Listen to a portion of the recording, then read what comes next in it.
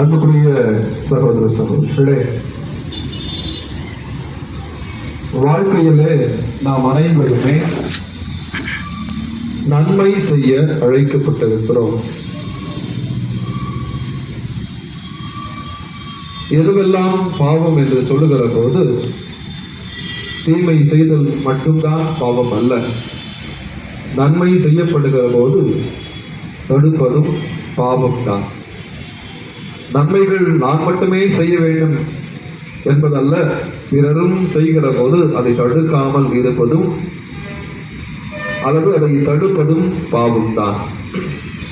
எனவே இன்றைக்கு முதல் வாசகம் அழகாக சொல்வது போல, வாழ்க்கை என்பது இன்று மட்டுமே. நாளை என்ன நடக்கும் என்பது யாருக்குமே தெரியாது. Tomorrow is a great mystery அப்படின்னு சொல்வாங்க. எனவே நாளை என்ன நடக்கும் என்பது யாருக்குமே தெரியாது. அடுத்த நிமிடம் மட்டும்தான் அல்லது இந்த நிமிடம் அது மட்டும்தான் நம்முடைய கட்டுப்பாட்டில் இருப்பது.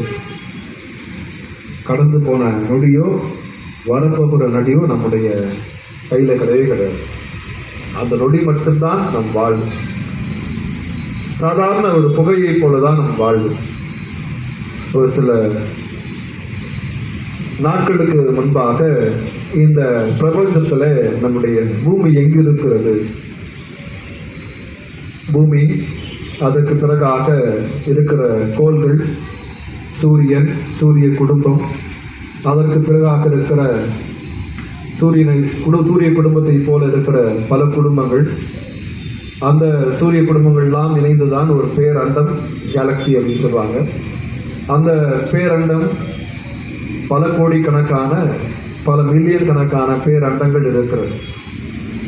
அப்படியே வெளியில அந்த கேமராவை எடுத்துட்டு போனா நமக்கு கண் மூடி திறக்கிற வரை, கண் தெரிகிற வரை, விஞ்ஞானம் செல்லுகிற வரை போனால் மட்டுமே, விஞ்ஞானமே கொஞ்சம் தான் போகுது, அந்த அளவுக்கு போனாலே நம்முடைய பூமி பந்து என்பது இட்ஸ் நாட் ஈவன் ஒரு டாட், ஒரு மணல் போல கூட இல்லை, சின்ன இடம் தான்.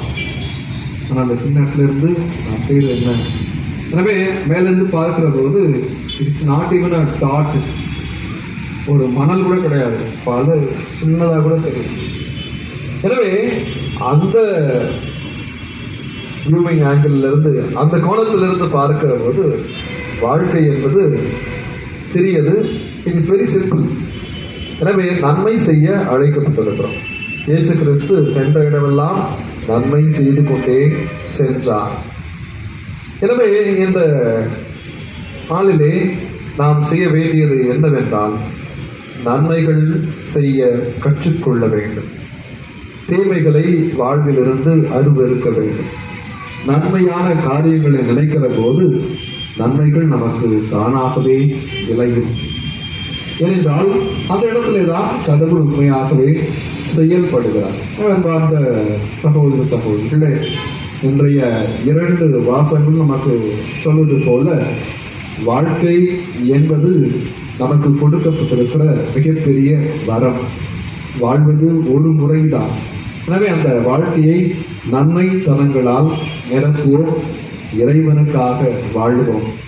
நமக்காக வாழுகிற போது நாம் ஒருபோதும் நினைவு கூறப்பட மாட்டோம். ஆனால் அன்னை மரியாவை பார்க்கிற போது கடவுளுக்காய் வாழ்ந்தார், இன்றளவும் அவர் நினைத்து நிற்கிறார், புனிதர்களும் சரி.